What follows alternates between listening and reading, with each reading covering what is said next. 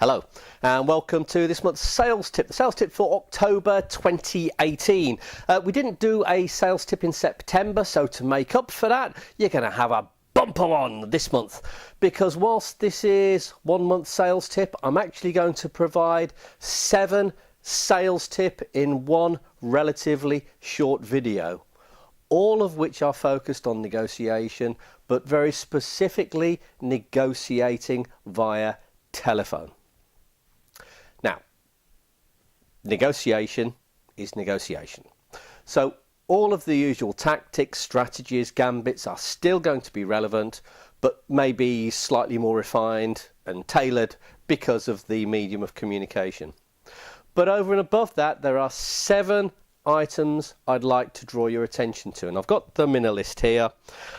I've got them in my preference, my favourite order, so I'm going to start off with my number 7 on my list, and we'll work our way up to what I believe is probably the most important one of all. So 7 tips, here comes the first in number 7 spot. Glass of water. Now, it might sound like the obvious, but let's face it, if we're on a long telephone conversation, it's all too easy for your mouth to begin to go dry. And this tends to happen in particular when we're feeling under a little bit of stress and pressure. And that's going to be happening when we're in a negotiation of some description. Now, once your mouth goes dry, your ability to pronounce, enunciate, and so communicate begins to fall down. You need to communicate clearly for 2 reasons, well 3 reasons really. One is communication, the second is it actually communicates confidence to the person at the other end of the telephone line, and probably most important of all, you hear yourself sounding good, and that builds your self-confidence as well. So maybe it's obvious, but in number 7 spot I've got make sure you have a glass of water. In number 6 spot, have some notes in front of you to remind you about what you want to say, as I'm doing now. Now, these haven't got to be detailed, but you certainly need a set of bullet point notes to remind you about the arguments you're going to put across, to remind you about how you're going to manage the other party's arguments that they're likely to come up with, how you're going to structure the conversation, the negotiation, and all of the issues around your preferred outcomes, your fallback positions, your walkaway positions, etc. Very difficult to remember all of that and concentrate on what you're saying on the phone as well. So in number 6 spot, make sure please you've got a set of notes in front of you. In number 5 spot, as part of this, you can have what I would refer to as stage tips. Now, these are little reminders about things that you need to do to ensure that you are communicating and negotiating effectively.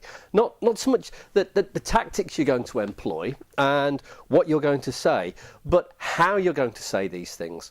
So if you have a tendency, for example, to begin to speed up when you're under pressure or when you're feeling nervous, a good little stage tip reminder to have written down in front of you will be slow down. So number 5, as well as using this for bullet point notes to remind you what to say, use it to remind yourself about stage tips. Number 4, or in number 4 spot. I won't stand up or else you won't see me.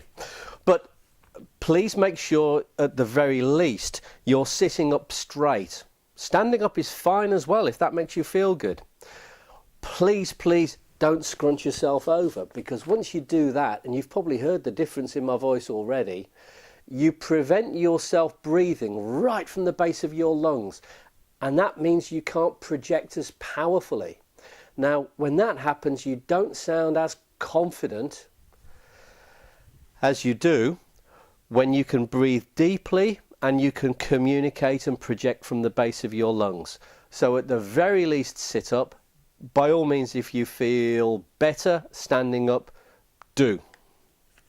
Now we get to the top 3. In number 3 spot, this might be obvious again, but for some reason We tend to do this when preparing for face-to-face discussions, but not so much for telephone-based negotiations. Rehearse. Ask a colleague of yours to sit down the other end of the office or at another office in the building. Or if you're based from home, have a colleague help you at distance.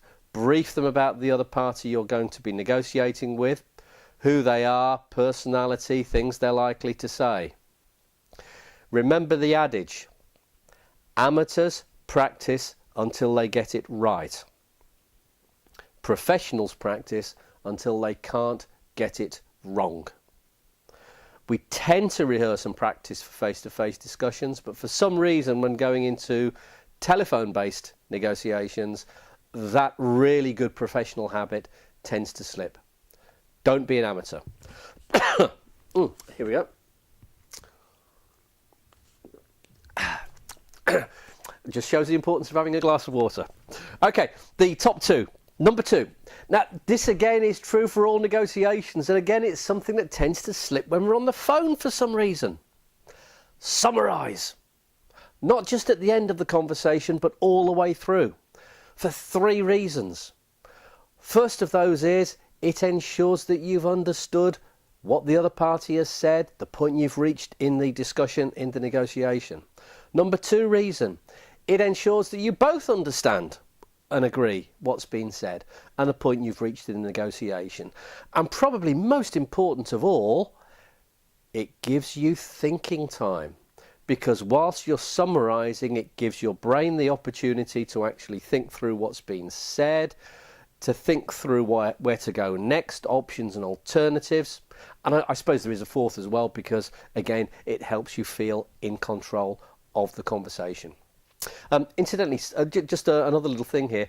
One of the things that we know the more successful negotiators do when they do receive a proposal from the other party is not to counter-propose. They ask questions, summarise, explore. So there's a lot of really good reasons to summarise.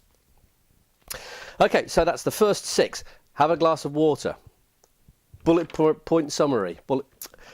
Stage tips. Use your summary for stage tips as well. Stand up, or at least make sure that you can project properly from the base of your lungs. Rehearse. Amateurs practice until they get it right.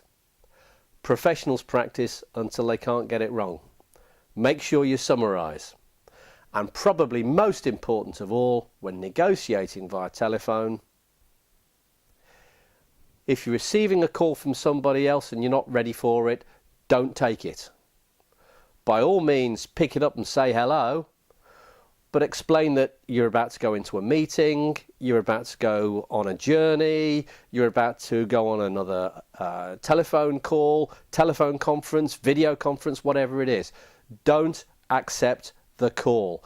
If you're not ready and you're not prepared, you won't have your notes in front of you. You won't have your tactics and gambits and positions prepared in your mind. Your thought processes won't be clear. You won't achieve the outcome that you wish to. Probably the most important of all. So there we go. 7 tips for negotiating by telephone. All of the tactics, gambits, strategies, structures for all negotiations are just as appropriate over the telephone, but maybe there are 1 or 2 other things that we need to consider as well along the way. I hope you found those ideas and thoughts useful, and as ever, look forward to seeing you next month. Bye for now.